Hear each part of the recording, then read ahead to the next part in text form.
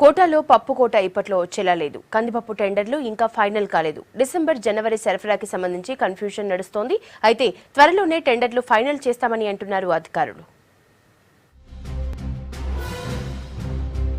రాష్ట్ర ప్రభుత్వం ప్రతి నెల సబ్సిడీపై పంపిణీ చేసే కందిపప్పు టెండర్ల ప్రాసెస్ ఇప్పుడప్పుడే అయ్యేలా కనిపించడం లేదు. రేషన్ షాపులు, అంగన్వాడీ కేంద్రాల ద్వారా సప్లై చేయడానికి 4500 మెట్రిక్ టన్నుల దాల్ అవసరం. అయితే డిసెంబర్, జనవరి 2 నెలలు సప్లై చేయడానికి టెండర్లు పిలిచింది సర్కార్. డిసెంబర్ ఫస్ట్ వీక్ లో టెండర్లు ఫైనల్ చేసి రేషన్ షాపుల్లో కందిపప్పు అందుబాటులో ఉంచాలి. కానీ సెకండ్ వీక్ కంప్లీట్ అవుతున్నా ఇప్పటి వరకు టెండర్లు కంప్లీట్ చేయలేదు అధికారులు.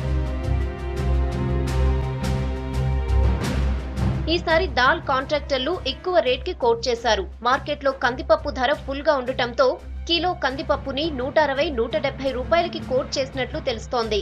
మార్కెట్లో దాల్ అందుబాటులో లేకపోవడంతో ఈ రేట్ కోట్ చేసినట్లు కనిపిస్తోంది. కానీ సర్కార్ మాత్రం ఈ విషయంలో చాలా సీరియస్ గా ఉంది. తక్కువ ధరకే సప్లై చేసేలా చూడాలని ప్లాన్ చేస్తోంది గవర్నమెంట్.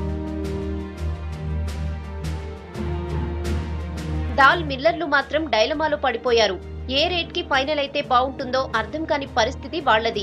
సర్కారు ఒప్పుకోకపోవడంతో 143 రూపాయలకి కూడా ఓకే అన్నట్లు చెప్తున్నారు కొందరు మిల్లర్లు. అమ్మకం చేస్తా ఉన్నాం.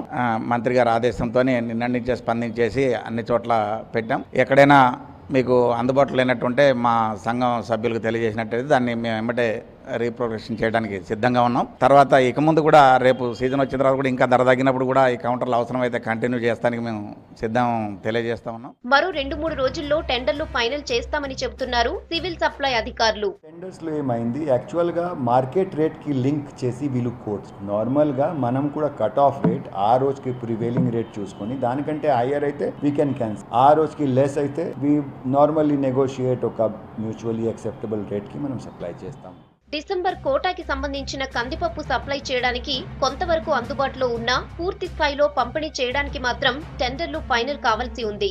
దీనిపై ఫోకస్ చేసిన అధికారులు వీలైనంత తక్కువ టైంలో టెండర్లు ఫైనల్ చేసే పనిలో పడ్డారు.